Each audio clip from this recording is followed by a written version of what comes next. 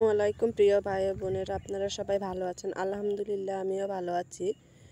কিছুদিন আগে যারা আমার ভিডিওটা প্রতিদিন দেখেন তারা জানবেন যে কিছুদিন আগে দেখেছিলাম এই যে ফুলকপির চারা লাগানো হয়েছিল, সেখানে কিছু লাল শাক, পাট শাকের দানা ফেলা হয়েছিল। এই যে প্লটেরটা বিক্রি করে দিছে। আর ওইখানে তো দেখলেন এই যে লাল শাক বড় হয়েছে। বাড়িতে আজকে কাজ করতেছি, মরিচ কাটতেছি।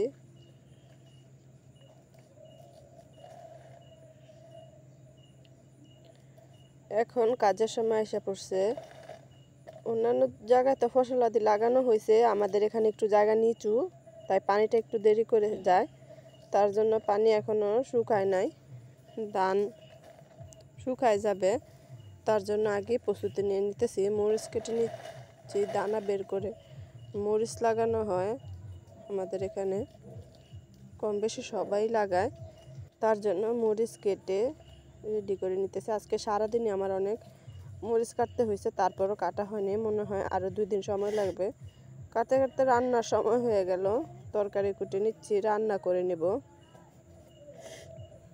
তারপরে আবার কিছু মরিচ কেটে নেব, কারণ এগুলো কেটে শেষ করতে হবে পানি শুকানোর আগে। কারণ পানিটা শুকিয়ে গেলেই কিন্তু বীজগুলি ফেলে দেওয়া হবে জমিতে। তার জন্য থেকেই প্রস্তুতি নিয়ে রাখতে হবে।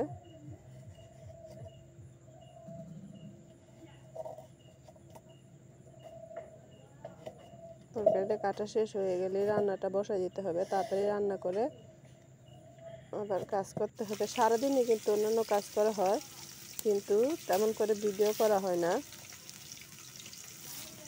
হাতে কাজ করা সত্যি অনেক কঠিন হয়ে যায়, কিন্তু মানুষ যখন একা একাই তো করতে হবে। যখন পানি কম থাকে তখন মাছ পড়ে, তার জন্য, আর মাছ পড়ার পরেই মাছ মরে যায়।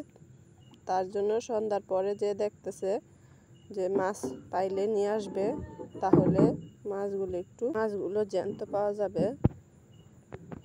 তার জন্য মাশাল্লাহ অনেকগুলি মাছ পেয়েছে। সবসময় কিন্তু তেমন পাওয়া যায় না, বলে যোগার সময় নাকি পাওয়া যায় না, মানে যখন পানিটা বাড়তি থাকে বেশি তখন পাওয়া যায় না, যখন কম থাকে তখন মাশাল্লাহ পাওয়া যায়। আবার সবসময় পাওয়া যায় না, কারণ বিলের পানি শুকিয়ে যাচ্ছে, আর পাওয়া যাবে না।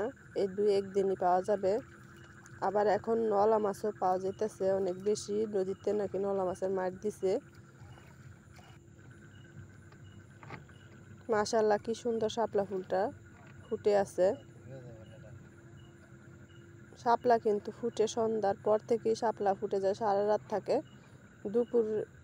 সকাল হওয়ার পর যখন দুপুর হয় তখন শাপলা ফুলগুলো বুঝে যায়। এই যে বাড়ির দিকে চলে আসছে। তারপর আমি মাছগুলো দেওয়ার পরে এনে কেটে নিছি। মাশাল্লাহ অনেকগুলো মাছই পাইছে।